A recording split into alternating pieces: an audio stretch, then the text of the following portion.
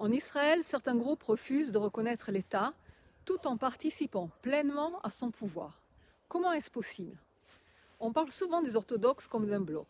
En fait, cette catégorie recouvre des réalités très différentes, religieuses, sociales et politiques.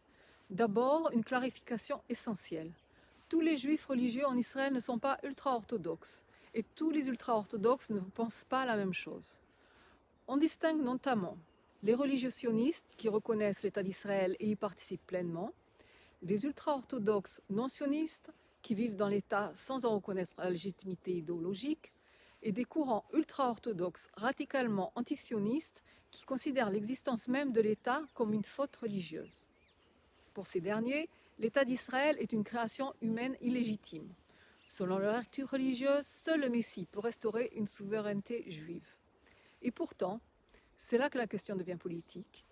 Ces groupes participent aux élections, siègent à la Knesset et utilisent leur pouvoir politique pour obtenir des budgets publics largement supérieurs à leur poids démographique, des exceptions du service militaire et une influence institutionnelle étendue.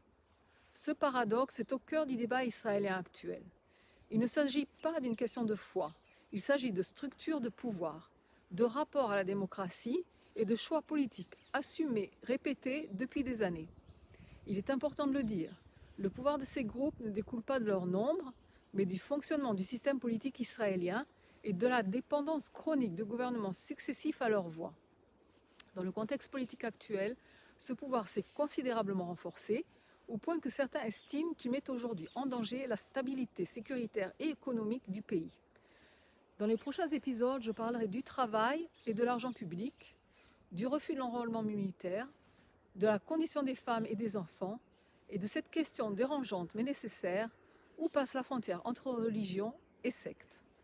Comprendre, ce n'est pas stigmatiser, c'est refuser de détourner le regard.